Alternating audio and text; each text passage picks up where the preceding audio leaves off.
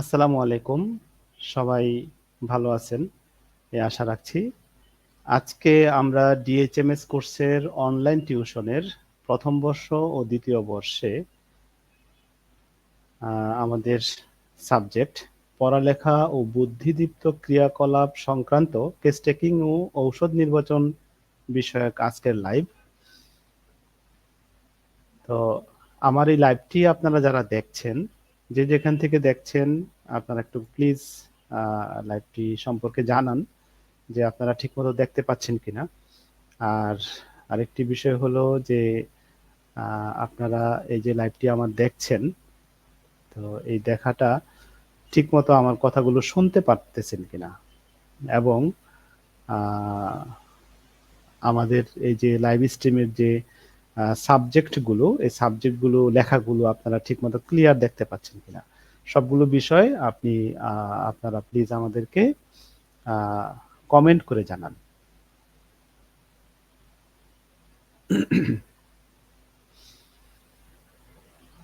তো আমাদের সবচেয়ে বড় বিষয় হলো আমরা আজকে কেস টেকিং শিখব। তো কেস কেস টেকিং অত্যন্ত গুরুত্বপূর্ণ সাবজেক্ট। আমরা ফার্স্ট ইয়ার থেকে ফোর্থ ইয়ার পর্যন্ত যত লেখাপড়া শিখলাম, সব লেখাপড়ার মানে আউটপুটটা হয় কেস টেকিং এর মাধ্যমে। অর্থাৎ আপনি একটা রুগীকে প্রশ্ন করবেন, কি প্রশ্ন করবেন, কি উত্তর পাবেন, তার উত্তরের এগেইনস্টে কি ঔষধ দিবেন, কিভাবে ঔষধ দিবেন, আপনার সমস্ত বিদ্যা, এই সব কিছুই এই কেস টেকিং এর মাধ্যমে আপনি এস্টাবলিশড করবেন বা বিদ্যার বহিঃপ্রকাশ ঘটাবেন। হুম। তো কেস টেকিং এজন্য অত্যন্ত গুরুত্বপূর্ণ সাবজেক্ট। তো যেহেতু কেস টেকিং অত্যন্ত গুরুত্বপূর্ণ সাবজেক্ট, আর আমাদের আজকের সাবজেক্টটাও অত্যন্ত গুরুত্বপূর্ণ সাবজেক্ট। কি সাবজেক্ট? পড়ালেখা ও বুদ্ধিদীপ্ত ক্রিয়াকলাপ সংক্রান্ত কেস টেকিং ও ঔষধ নির্বাচন কৌশল। তো এই পড়ালেখা সংক্রান্ত আমাদের অভিযোগের তো অভাব থাকে না। আমাদের বাবা মারা, অভিভাবকরা পড়ালেখা নিয়ে অনেক অভিযোগ করেন। মানুষের বুদ্ধিদীপ্ত ক্রিয়াকলাপ, এই যে আমি আজকে আপনাদেরকে পড়াচ্ছি বা আপনাদের লাইভে ক্লাস নিচ্ছি, এটা তো একটা বুদ্ধিদীপ্ত ক্রিয়াকলাপ, তাই না? আপনারা যারা পড়তেছেন বা আপনারা যারা লাইভে আমাদের এই ভিডিওটা দেখতেছেন, এটাও কিন্তু একটা বুদ্ধিদীপ্ত ক্রিয়াকলাপ।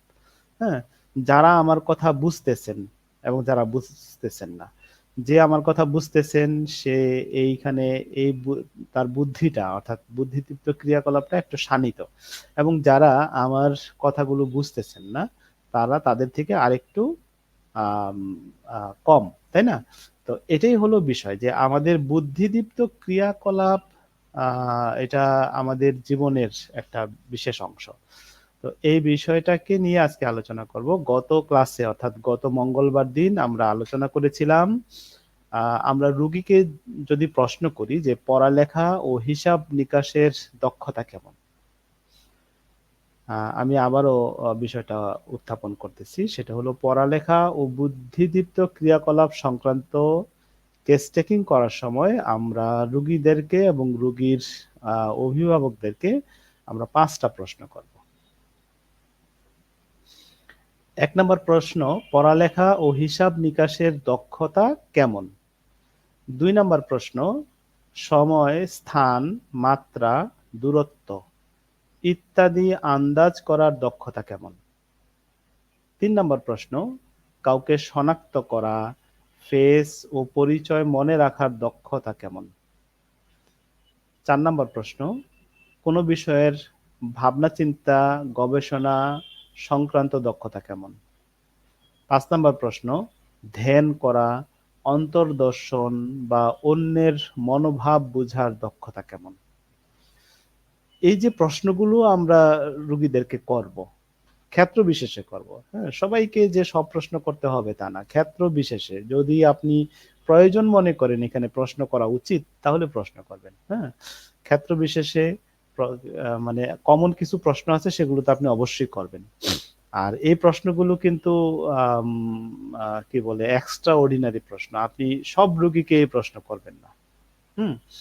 তো যদি আপনি মনে করেন যে রোগীকে এই প্রশ্ন করা উচিত, তাহলে আমরা গত বুধবার, সরি, গত মঙ্গলবার দিন 6 তারিখে আমরা শিখেছিলাম পড়ালেখা ও হিসাব নিকাশের দক্ষতা কেমন। এই প্রশ্নের কি উত্তর আসতে পারে এবং তার উত্তরের এগেইনস্টে কি রুব্রিক আসতে পারে, কি ঔষধ আসতে পারে।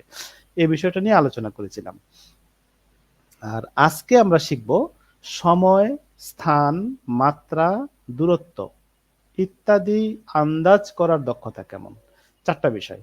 সময়, তারপরে স্থান, মাত্রা, দূরত্ব। এই 4টা বিষয়ে আন্দাজ করার দক্ষতা কেমন। আমরা রোগীকে প্রশ্ন করলাম। হুম প্রশ্ন আমি এখানে যেভাবে লিখে দিয়েছি এইভাবেই যে করতে হবে তা না। আমি এখানে যেভাবে লিখেছি তার উপর ভিত্তি করে আপনি আপনার ভাষায় আপনি আপনার মতো গুছিয়ে রোগীকে প্রশ্ন করবেন। অবস্থার পরিপ্রেক্ষিতে প্রশ্নের ধরন অন্যরকম হতে পারে, কিন্তু প্রশ্নটা প্রায় কাছাকাছি।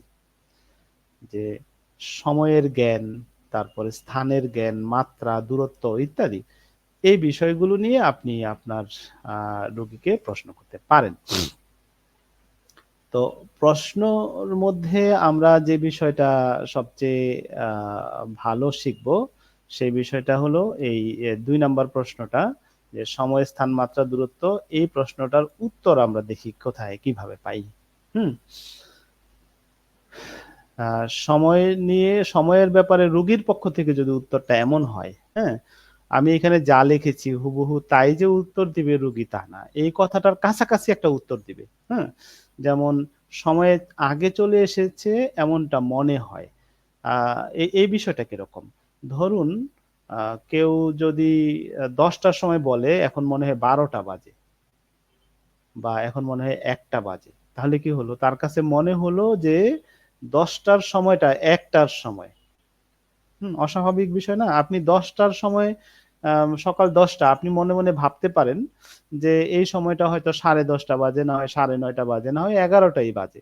আপনি ১ ঘন্টা এদিক সেদিক হতে পারে। এটা স্বাভাবিক মানুষের। 10টার সময়কে আপনি 11টা ভাবতে পারেন। আবার 9টাও ভাবতে পারেন। কিন্তু কেউ যদি 10টার সময়কে আম 1টা ভাবে, হুম? তার মানে কি? তার সময়টা এগিয়ে এসেছে। সময়টা এগিয়ে এসেছে। অর্থাৎ আম আ 10টায় 10টার কাছেই মনে হয় তার সময় 1টা বেজে গেছে। এই যে সময়টা এগিয়ে চলে এসেছে, এইরকম একটা ভাব, এরকম একটা ফিলিং, হুম? এই ফিলিংটা যদি রোগী যদি বলে যে মনে হয়, তাহলে কিন্তু এই সিম্পটমটা হবে না। এখানে বলা হয়েছে mind delusions. Time earlier time seems. হ্যাঁ? যেখানে ডিলুশন কথাটা থাকবে সেখানে রোগী 100% বিশ্বাস করবে যে সময়টা এখন 1টা। কনফিউজ এ থাকবে না। হ্যাঁ? অনুভূতির ভিতরে, অনুভূতির জগতে সে থাকবে না। সে কিসে থাকবে? সে বিশ্বাসের জগতে থাকবে। একটা হলো আমার কাছে মনে হয় যে এখান থেকে এ দেয়ালের দূরত্ব ৭ ফিট। এটা আমার কাছে মনে হয়। হয়তো ১ ফিট ছোটও হইতে পারে, ১ ফিট বড়ও হইতে পারে। হ্যাঁ? এটা হলো মনে হওয়ার ব্যাপার। আর আমি যদি মনে করি যে একটা হলো মনে হওয়া, এটা সম্ভবত। আমার নিজেই আমি মনে করি যে সম্ভবত। আমি 100% সিউর না। হ্যাঁ? যদি আমি 100% সিউর দিয়ে বলি এখানকার দূরত্ব হলো ১৫ ফিট। আসলে আছে ৭ ফিট। আমি বললাম ১৫ ফিট। অবশ্যই এখানে ১৫ ফিট হবে। হ্যাঁ? তাহলে এটাকে বলা হয় ডিলুশন। অর্থাৎ তার কাছে যদি কোন একটা ভুল বিষয় আম মানে সঠিক মনে হয়, হ্যাঁ? সেটাকেই বলা হয় ডিলুশন। তো mind delusion, time earlier time seems. এই সিম্পটমটা দিয়ে আমরা ৯ টা ঔষধ পাবো। ওষুধগুলো কোথা থেকে পাবো? ওষুধগুলো কিভাবে দেখবো? এই যে আমি মাইন্ড বললাম, আমাদের রেপার্টরিতে যেতে হবে। রেপার্টরির মাইন্ড অধ্যায়ে যেতে হবে। সবচেয়ে ভালো রেপার্টরি হলো রবিন মার্ফি রেপার্টরি। বাজারে যেটা কিনতে পাওয়া যায় এই রবিন মার্ফি রেপার্টরি একাধারে জেনারেল রেপার্টরি এবং ক্লিনিক্যাল রেপার্টরি ২ টা একসাথে। আবার ক্যান্ট রেপার্টরি শুধু জেনারেল রেপার্টরি, ক্লিনিক্যাল না। হুম? তো সিনথেসিস রেপার্টরি, জেনারেল রেপার্টরি, তবে এখানে অনেক ক্লিনিক্যাল সিম্পটম আছে। তবে ক্লিনিক্যাল ভাষায় সাজানো হয়নি। তাহলে মধ্যম পন্থায় আপনি রবিন মার্ফি রেপার্টরিটাকে ইউজ করতে পারেন। বাজারে রবিন মার্ফি রেপার্টরি কিনতে পাওয়া যায়। আর যাদের কাছে আমার মতো সফটওয়্যার আছে তারা তো আরো বেশি সহজ করে পড়তে পারেন, হ্যাঁ, সহজ করে সিমটম গুলোকে খুঁজে বের করতে পারেন, আরো বেশি তাড়াতাড়ি সিমটম গুলোকে অ্যানালাইসিস করতে পারেন। কিন্তু কম্পিউটার দিয়ে সিমটম অ্যানালাইসিস করতে পারবেন, এটা একটা দক্ষতা। কিন্তু এই দক্ষতার পাশাপাশি আপনাকে অবশ্যই হাতে কলমে বই থেকে সিমটম অ্যানালাইসিস করার যোগ্যতা অর্জন করতে হবে। এটা হলো বেসিক শিক্ষা। হুম। তো আপনি কি করবেন, এই সিমটমটাকে খুঁজে বের করতে হলে মাইন্ড অধ্যায়ে যাবেন। মাইন্ড অধ্যায়ে গিয়ে সেখানে ডিলুশন নামে একটা চ্যাপ্টার আছে, ওই ডিলুশন চ্যাপ্টারে যাবেন। মাইন্ডের ডিলুশন একটা চ্যাপ্টার বলতে রুব্রিক বলা হয়। তো ওই রুব্রিক ডিলুশন রুব্রিকের ভিতরে আপনি ইংরেজি বর্ণমালা ক্রমিক ডিকশনারির মতো টাইম সাব রুব্রিকে যাবেন। হুম। টাইম সাব রুব্রিকে গিয়ে ওই টাইমেরও আবার আরেকটা সাব রুব্রিক আছে, আর্লিয়ার টাইম, সেখানে যাবেন। আর্লিয়ার টাইম সিমস, এখানে গিয়ে আপনি ওষুধগুলো পেয়ে যাবেন। ঠিক আছে? তো খুব সহজ হোমিওপ্যাথি, প্রপার ডাক্তার হওয়া খুব সহজ। হ্যাঁ, আর যদি শুধু ম্যাথমেটিকা দিয়ে ডাক্তার হইতে চান, অবশ্যই ম্যাথমেটিকা লাগবে, হ্যাঁ, কিন্তু শুধু ম্যাথমেটিকা দিয়ে যদি ডাক্তার হইতে চান, তাহলে সারা জীবন পরেও ম্যাথমেটিকা শেষ করতে পারবেন না, মনেই রাখতে পারবেন না। কয়টা ঔষধ আপনি মনে রাখতে পারবেন?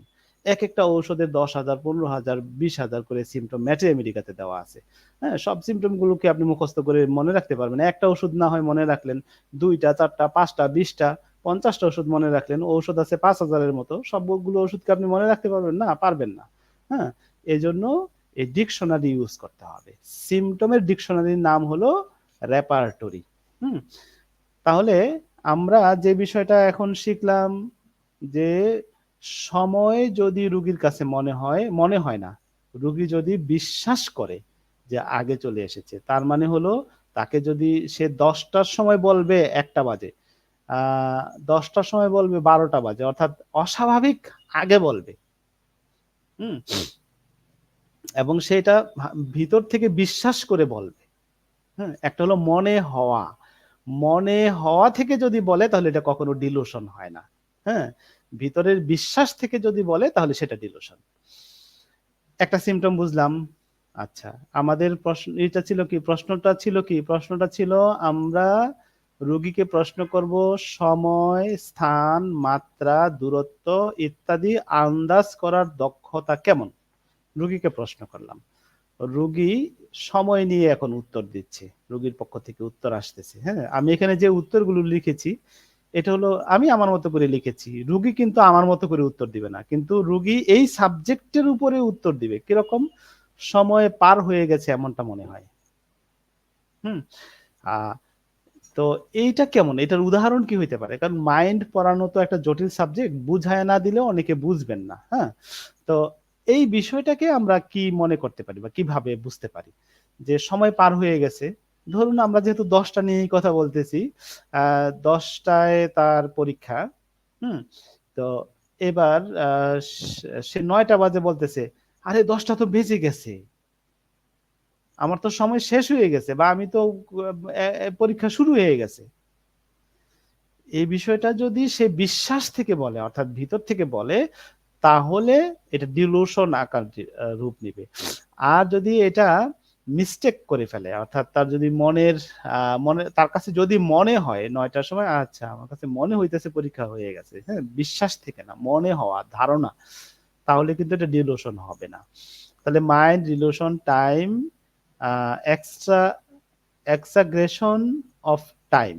হুম, অর্থাৎ টাইমটা তার সময় পার হয়ে গেছে, অর্থাৎ যে টাইমটা সে এখনো টাইম আসে নাই, কিন্তু তার কাছে মনে হয়েছে টাইমটা পার হয়ে গেছে। এই জন্য 4টা ওষুধ রয়েছে। এই ওষুধগুলো কিভাবে পাবেন, এই আমি তো এখানে রুব্রিক গুলো দেখে নিয়েছেন, যারা পারেন তারা ঠিকই পেয়ে যাবেন ইনশাল্লাহ। সময় ও স্থান সম্পর্কে ভুল করে, কি কি ভুল করে? সময় সম্পর্কে ভুল করে, স্থান সম্পর্কে ভুল করে। এগুলো তো একটা জেনারেল কথা। হ্যাঁ, তো অর্থাৎ এখানে কিন্তু মিস্টেক, এটা একটা হলো ডিলুশন, মানে হলো সে ভিতর থেকে মনে করা, আর মিস্টেকটা মানে হলো যে সে আম, সময় স্থান সম্পর্কে উম,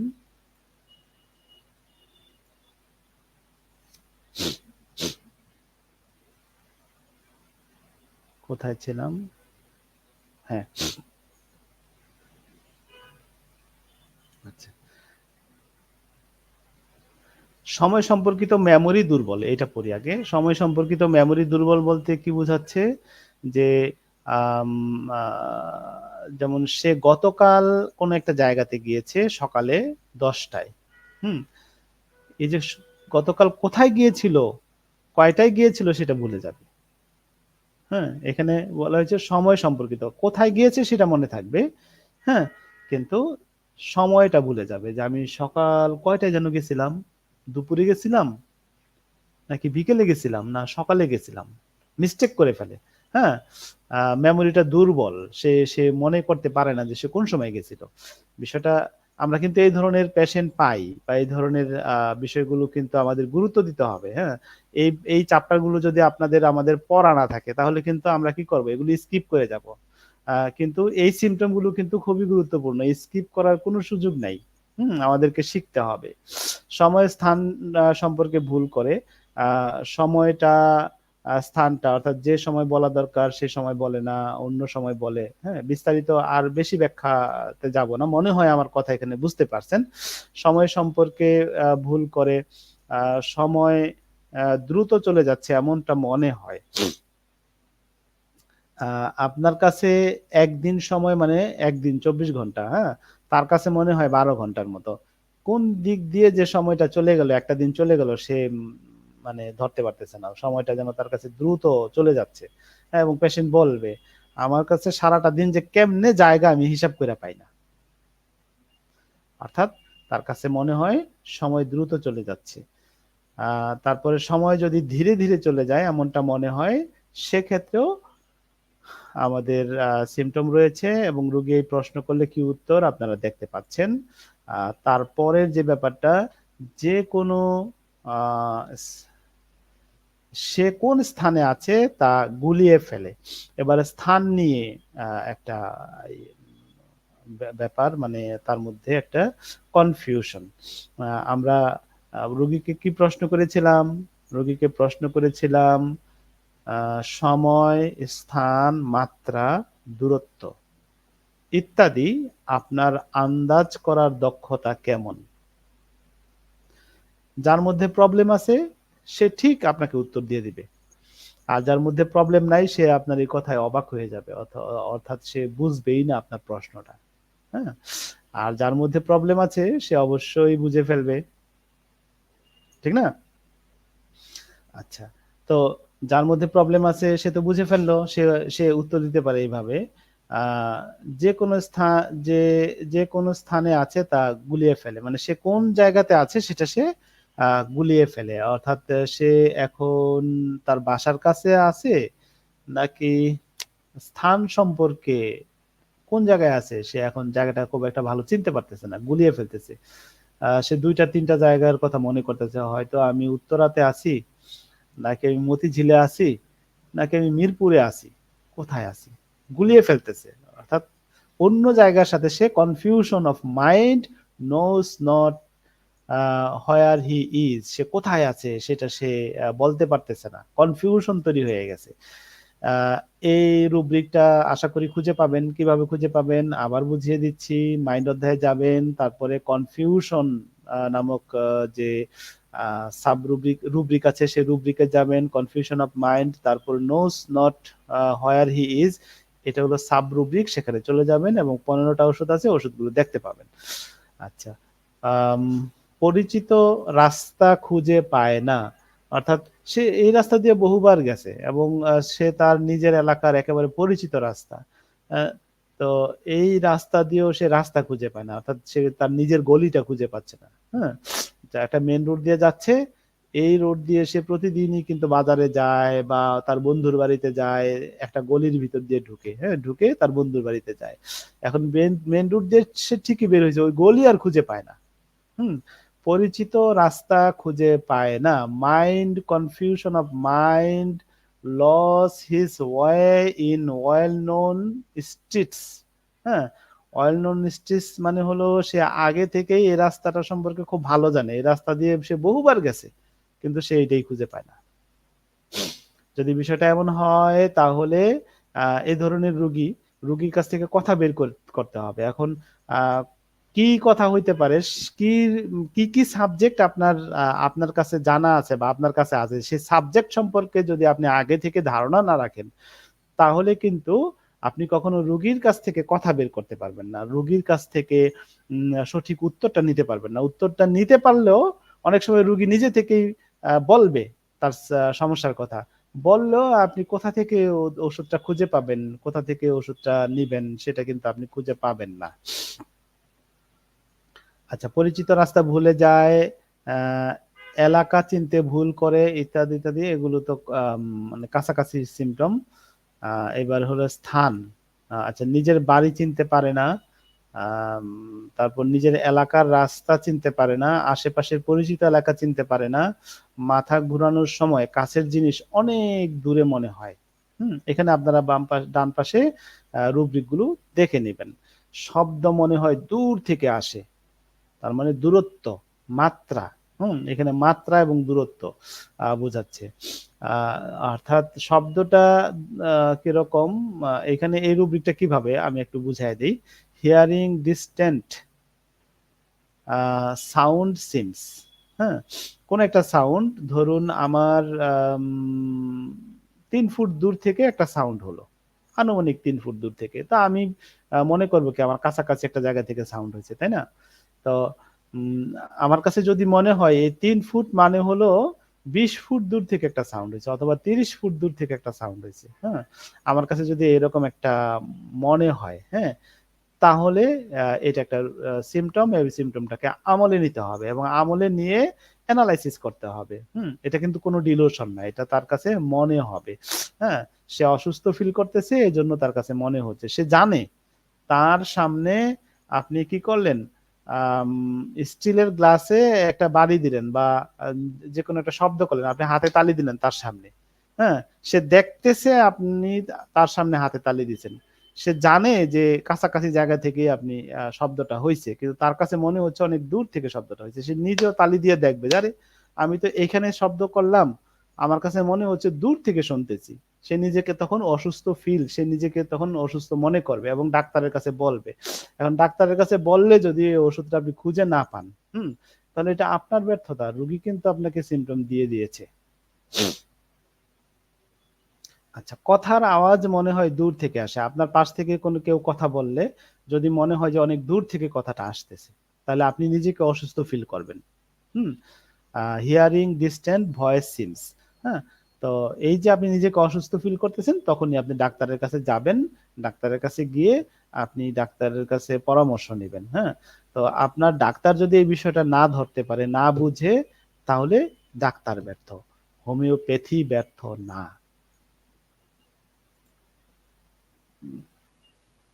আচ্ছা, এখন আমরা কি শিখবো? মাত্রা ও দূরত্ব ভুল করে।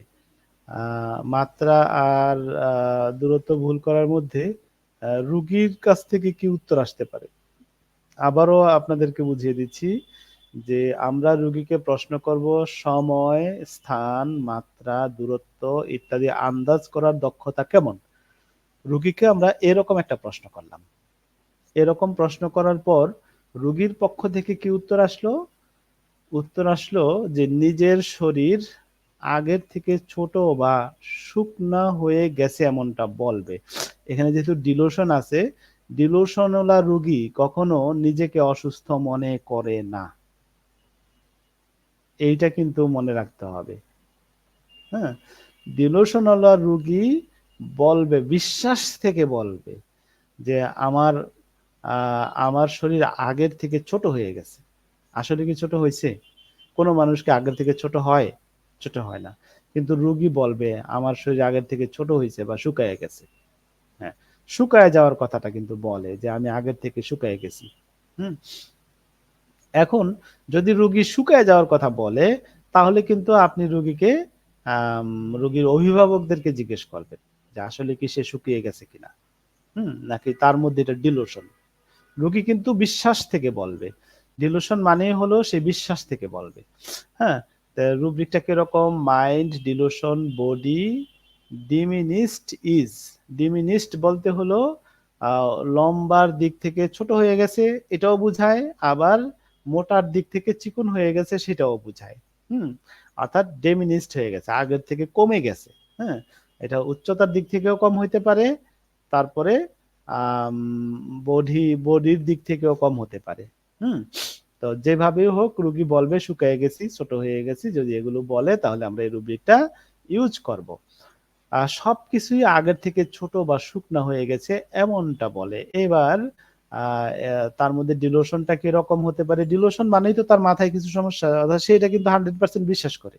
হ্যাঁ, সে এটাকে ফিল করে, বিষয়টা এরকম না। হ্যাঁ, যেমন আমি যদি আমার কাছে যদি মনে হয় যে এই কলমটা তো 6 8 ইঞ্চি হওয়া উচিত, তো এই 8 ইঞ্চির জায়গায় আমার কাছে যদি মনে হয় কলমটা 5 ইঞ্চি, এবং সেটা যদি আমি নিজে ধরতে পারি যে আমার কাছে এত ছোট মনে হচ্ছে কেন, সবকিছু ছোট মনে হচ্ছে কেন, তাহলে এটা হলো অসুস্থতা। আমার চোখে প্রবলেম, অসুস্থতা। ঠিক আছে, যদি আমি ধরতে পারি, নিজের সমস্যাটা নিজে ধরতে পারি। আর যদি ধরতে না পাইরা আমি যদি এটা নিয়ে তর্ক করি, আরে এটা তো কত 5 ইঞ্চি একটা কাঠি। হুম, যদি তর্ক করি, অর্থাৎ আমি এটা স্বীকার করতেছি না 8 ইঞ্চি। কি করলাম? তর্ক করলাম 5 ইঞ্চি। তো এই যে 5 ইঞ্চি তর্ক করলাম, তার মানে কি আমি এটাকে 100% বিশ্বাস করছি, তখন এটা ডিলুশন হয়ে যাবে। হুম, তো এটা যদি সবকিছুই যদি আগের থেকে ছোট মনে হয়, তাহলে আমরা এটাকে রুব্রিক হিসাবে বিবেচনায় নেব। হুম, তো এবং এটা তার অসুস্থতা হিসেবে বিবেচনায় নিব। সে নিজে লম্বা ও উঁচু, কিন্তু ঘরের সবাই ছোট বা শুকনা। Dilution diminished everything in room is diminished while she is tall and elevated। অর্থাৎ সে হলো লম্বা, টেল মানে লম্বা, and elevated মানে উঁচা। সে লম্বা এবং উঁচা, কিন্তু রোমের ভিতরে যারা আছে তারা সবাই শুকনা, ছোট। হুম, এই বিষয়টা যদি সে বিশ্বাস করে, এবং এই বিশ্বাসটা হয়তো মেটাফরিক্যাল হতে পারে। তো মেটাফরিক্যাল কিরকম? সে সবসময় ঘরের সবার থেকে নিজেকে সুপিরিয়র মনে করে এবং সবার থেকে উচ্চ আসনে মনে করে। এটাও হইতে পারে, এবং সবাইকে সে ছোট মনে করে। এটা রুমের ভিতরে বলতে সে যেখানেই যায়, হ্যাঁ, সে একটা হল রুমে গেলে, সেখানে গেলেও সে তার মধ্যে যদি এই ফিলিংটা থাকে, এটা কিন্তু ডিলোশন। এই ডিলোশনের মানুষগুলো কিন্তু সমাজের সবার সাথে মিলেমিশে চলে, তারা একটা জায়গায় তার ছিঁড়া, সব জায়গায় না। হ্যাঁ, তো এই এক জায়গার তার ছিঁড়া ব্যক্তিরা কিন্তু সব মানে সমাজের সবার সাথে মিলে চলে, কিন্তু এই তার ছিঁড়ার কারণে মাঝে মধ্যে সে অপমানিত হয় এবং অপদস্থ হয়। হুম, এবং সেখান থেকে কিন্তু আমরা তাকে ধরে ফেলতে পারি যে সে অসুস্থ মানসিকভাবে, এবং তাকে আমরা ঔষধ দিতে পারি। এই ধরনের বিষয়গুলোতে একমাত্র হোমিওপ্যাথি ডাক্তাররাই ভালো হেল্প করতে পারবে। হোমিওপ্যাথি ডাক্তারদের চেয়ে ভালো মনোরোগের চিকিৎসা অন্য কোনো প্যাথি কল্পনাও করতে পারে না।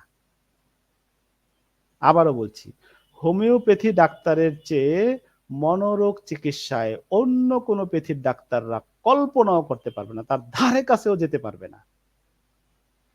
হোমিওপ্যাথির দক্ষতার ধারে কাছেও যেতে পারবে না। আমাদের থেকে সে ছোট বা শুকনা, এটাও একটা ডিলোশন। সে ছোট হয়ে গেছে, আপনারা রুব্রিক গুলো দেখে নিন। শরীরের কোনো অংশ সংকুচিত হয়ে গেছে, এমনটা সে বলে। আরো কিছু রুব্রিক আছে যে তার উচ্চতা কমে ছোট হয়েছে এমনটা বলে, এটাও ডিলোশন। হ্যাঁ, সে অনেক পাতলা হয়ে গেছে এমনটা বলে, এটাও ডিলোশন। আহ, এটা কিন্তু এই এই যে অনেক পাতলা হয়ে গেছে, যেমন দেখেন, mind delusion diminished thin he is too. সে অনেক ছোট হয়ে গেছে, অনেক থিন হয়ে গেছে, একেবারে রোগা সোগা হ্যাংলা পাতলা হয়ে গেছে। হ্যাঁ, এখন রুগীকে দেখে যদি আপনার কাছে মনে হয় সত্যি সে ক্যাচেক্সিয়া, হুম, সত্যি সে লিন অ্যান্ড থিন, তাহলে তো আপনি এটা বিশ্বাস করে নিলেন, তার কথাটা ঠিক আছে। কিন্তু যদি দেখেন যে আমার মতো মোটামুটি স্বাস্থ্য, অতি মোটাও না আবার অতি চিকনও না, হুম, তো এই আমি আমার মতো একটা মানুষ এসে যদি বলে যে আমি একেবারে থিন হয়ে গেছি, অনেক শুকিয়ে গেছি, তার মানে এটা ডিলুশন, সমস্যা আছে। হুম, কিন্তু তাকে বলা যাবে না আপনার সমস্যা আছে। আপনি একজন ডক্টর হিসেবে একজন রোগীকে আপনি বলতে পারেন না আপনার স্ক্রু ঢিলা, বলতে পারবেন না। কি করবেন? আপনি রোগীর এই কথাটাকে নোট করবেন। নোট করে রোগীকে কি করবেন? এই সিম্পটমটাকে আমলে নিয়ে যে দেখেন এখানে একটা ঔষধের বর্ণনা দেওয়া আছে। আপনি ওষুধটা খুঁজে বের করে রোগীর এই স্টেটটাকে বুঝে ওষুধটা ম্যাথমেটিকার সাথে একটু এনালাইসিস করে ওষুধটা দিয়ে দিবেন। আশা করি রোগী পরবর্তী সাক্ষাতে এসে আর এই কথাটা বলবে না। হুম? তার স্ক্রু যেটা ঢিলা ছিল এটা টাইট হয়ে যাবে। আচ্ছা। আ তার শরীরের কোনো অংশ বড় বা মোটা হয়ে গেছে এমনটা বলে। কোনো অংশ। এবার আমরা তো এতক্ষণ পুরা বডির কথা বললাম। এবার ধরুন সে বলবে যে আমার ডান হাতটা অনেক লম্বা। আর বাম দেখেন স্যার আমার এই যে আ ডান হাতের চেয়ে বাম হাতের চেয়ে ডান হাতটা বেশি লম্বা হয়ে গেছে। এরকম বলবে। তো আপনি তো মাইপা-টাইপা বা চোখের একটা আন্দাজ আছে দেখে বলবেন, "না ঠিকই তো আছে।" কিন্তু রোগীকে আবার এই কথা বলতে চায় না। কিন্তু এই কথা ডিলুশন এর রোগীকে যদি আপনি তর্ক করেন বা রোগীর বিরুদ্ধে বলেন বা রোগী যেটা বিশ্বাস করে তার বিরুদ্ধে বলেন, ডিলুশন এর রোগী আপনার কাছে ট্রিটমেন্ট নিবে না। এইটা আপনি মাথায় রাখবেন। কোন ডিলুশন এর রোগী যদি বলেন যে আপনি ভুল করছেন, আপনার কই আমি তো দেখতেছি আপনার হাত ঠিক আছে। হ্যাঁ? সে আপনার কাছে ট্রিটমেন্ট নিবে না। সে বলবে যে ডাক্তার সাহেব আমার জিনিসটা ধরতেই পারে নাই। আমি এই ডাক্তারের কাছে ট্রিটমেন্ট নিব না। হুম? আ রোগী ভুল বলছে। তারপরে আপনি বলবেন, "হ্যাঁ, ঠিক আছে। আমি বুঝতে পারছি। আমি এটার জন্য ঔষধ দিয়ে দিচ্ছি। আস্তে, আস্তে দেখবেন ঠিক হয়ে গেছে।" তো দেখবেন যে কিছুদিন পরে আসলেও ঠিক হয়ে গেছে। আসলে ঠিক হয়ে গেছে। রোগীর হাত কিন্তু আগের মতোই আছে। যে রোগী বলছে আমার হাত লম্বা, রোগীর হাত আগের মতোই আছে। রোগী এই যে বিশ্বাসটা তার ভিতরে ছিল সেই বিশ্বাসটা ঠিক হয়ে যাবে। ঠিক আছে?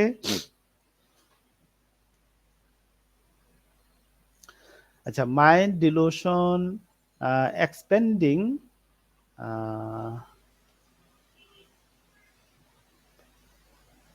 প্যাসার্স বাই আর এক্সপেন্ডিং অর্থাৎ পথচারীরা ছড়িয়ে পড়েছে অর্থাৎ পথচারীরা কি আ আ রাস্তা দিয়ে যারা হাঁটে, হ্যাঁ? আ ওই লোকের কাছে বা ওই যিনি অসুস্থ তার কাছে মনে হয় তারা তো পৃথিবীর বা শহরের নানান জায়গায় ছড়িয়ে যাচ্ছে, ছড়িয়ে ছিটিয়ে যাচ্ছে। হ্যাঁ? ছড়িয়ে পড়ছে। এইরকম একটা ফিলিং তার মধ্যে সবসময় কাজ করতে থাকে। হুম? তা আমি কিন্তু ডিপলি এই জায়গায় ভাবিই না। আমার এই জায়গায় ভাবার দরকারও নাই। মানুষ তার নিজের মতো করে যাচ্ছে। হ্যাঁ? তো সেই জায়গাটার সে সেইরকম আমার এখানে ফিলিংটা আসারই দরকার নেই। মানুষ ছড়াইয়া যাচ্ছে, মানুষ আ তার প্রত্যেকে তার নিজস্ব গন্তব্যে যাচ্ছে। এটা স্বাভাবিক। কিন্তু মানুষ একেবারে ছড়াইয়া যাচ্ছে, আম তো এরকম এক্সপ্যান্ডিং হয়ে যাচ্ছে। তো এইরকম ভাবারই দরকার নেই। যে ভাবতেছে তার সে এটা অতিরিক্ত ভাবতেছে। যে অতিরিক্ত ভাবতেছে, হ্যাঁ? অতিরিক্ত এটা ভাবনা না, অতিরিক্ত বিশ্বাস। তো এই বিশ্বাসটাও কিন্তু অসুস্থতা এবং মাইন্ড সিম্পটম। তো এটাকে আমরা আমলে নিতে পারি। শরীরের কোনো একটা অংশ বড় হয়ে গেছে এমনটা বলে, তার আশেপাশের এলাকাটা বড় হয়ে গেছে। আশেপাশের এলাকাটা মানে হলো আমি যে এই অফিসে আছি, তার আমি আশেপাশের দিকে তাকালে আ ১ বছর আগে যেমন ছিল এখন তো তেমনই আছে। এলাকা তো তাই আছে। হয়তো পাশে একটা নতুন বিল্ডিং উঠছে। কিন্তু আমার এরিয়াটা সারাউন্ডিংটা তো আগের মতোই আছে। হুম?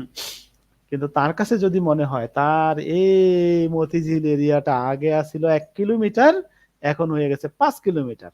তার মানে হলো তার আশেপাশের যে সারাউন্ডিং যেই এরিয়াটা, এলাকাটা সেইটা বড় হয়ে গেছে। এইরকম যদি তার কাছে মনে হয় এবং এটা যদি মনে হয় না ডিলুশন এটা যদি সে বিশ্বাস করে তাহলে আ আমরা এই রুব্রিকটা ইউজ করব। আ তারপর জিনিসপত্র ছোট হয়ে গেছে এমনটি যদি তার মধ্যে মনে হয় যে mind dilution small things appear small things অর্থাৎ বস্তুগুলো যেমন আ এই যে কিছুক্ষণ আগে যে আমি একটা উদাহরণ দিলাম এই কলমটা ৮ ইঞ্চির মতো হইতে পারে। হ্যাঁ? তো তো আমি যদি মনে করি এটা 5 ইঞ্চি হয়ে গেছে এবং এটা যদি ডিলুশন হয় অর্থাৎ বিশ্বাস করি 5 ইঞ্চি, অর্থাৎ সবকিছুই তার কাছে ছোট ছোট, সে বিশ্বাস করে সবকিছু ছোট ছোট হয়ে গেছে, তাহলে কিন্তু এটা তার অসুস্থতা, মানসিক অসুস্থতা, এবং আমরা তাকে ওষুধ দিতে সক্ষম। দূরত্ব অনেক বেড়ে গেছে, দূরত্ব অনেক বেড়ে গেছে। যেমন ধরুন এই যে যে আমি প্রথমে যে একটা উদাহরণ দিয়েছিলাম, যে আমার এখান থেকে আমার সামনের দেয়ালটা কত 7 ফিট দূরত্ব হবে আনুমানিক। তো এই যে 7 ফিট দূরত্বের জায়গায় যদি আমার কাছে মনে হয় যে এটা 12 ফিট, তাহলে এটা অস্বাভাবিক মনে হওয়া। হ্যাঁ, আর এটা তো তাহলে এই অস্বাভাবিক মনে হওয়াটা একটা অসুস্থতা। এখানে কিন্তু ডিলুশন বলা হয়নি, মাইন্ড ডিস্টেন্স এক্সাগ্রেটেড আর, হ্যাঁ, অর্থাৎ সে এটা বুঝতে পারবে যে তার তো এরকম হওয়া উচিত না।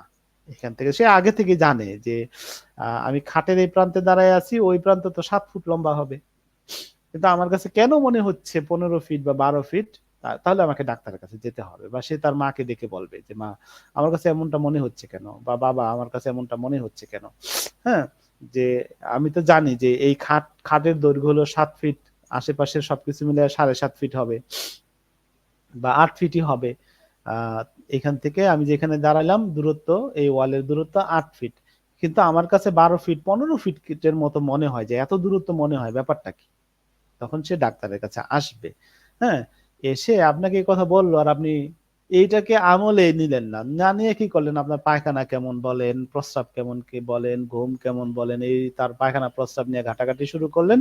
সে যে আইসার যে কথাটা বলছে সেটাকে আপনি নিতে পারেন নাই, ব্যর্থতা আপনার, হোমিওপ্যাথির না। হুম, হোমিওপ্যাথির এই যে বিউটিটাকে আপনি ধরতে পারেন নাই আপনার অযোগ্যতা দিয়ে।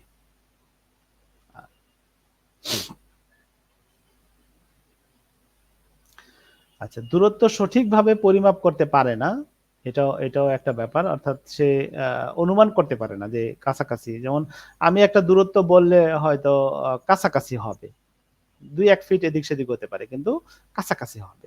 হুম, আচ্ছা, দূরত্ব সঠিকভাবে ও পরিমাপ করতে পারে না, এটার আরেকটা খুব গুরুত্বপূর্ণ উদাহরণ কিরকম, আমরা যখন রাস্তা পার হই, ধরুন আমি মতিঝিলের এই রাস্তাটা পার হব, আমার রাস্তার দিকে ঘুরলাম, এখন আমার ডান পাশ দিয়ে গাড়ি আসতেছে, কত দূর থেকে গাড়ি আসতেছে, কত স্পিডে গাড়ি আসতেছে, আমি কিন্তু ওই স্পিড এবং দূরত্ব বুঝে আমার ধারণা হয়ে গেছে আমি রাস্তাটা পার হতে পারবো কি পারবো না। হুম, আমি ওই ধারণা নিয়েই রাস্তা পার হয়ে গেলাম, এটা একটা সুস্থ মানুষের কাজ। এখন এই মানুষটা যদি অসুস্থ হয়, হ্যাঁ, সে ওই স্পিড এবং আম, গাড়ির দূরত্বটাকে সে নির্ণয় করতে পারে নাই, তার কাছে মনে হয়েছে গাড়িটা অনেক দূরে আছে, কিন্তু সে রাস্তায় নেমে গেছে, তো সে অ্যাক্সিডেন্ট হওয়ার খুব কাছাকাছি, হয়তো গাড়ি থামায় দিছে অথবা যে কোনো, মানে সে আল্লাহ আল্লাহ তাকে বাঁচায় ফেলছে। হ্যাঁ, তো এই যে ব্যাপারটা, এই ব্যাপারটা যদি বারবার কারো মধ্যে ঘটতে থাকে, হুম, যে সঠিক পরিমাপ সে করতে পারে না, তাহলে রুব্রিকটা হবে এখানে এই রকম, যে mind size in incorrect judgement of. আচ্ছা, mind distance incorrect judgement of, এটা হলো ডিস্টেন্স, আর হলো এটা হলো সাইজ।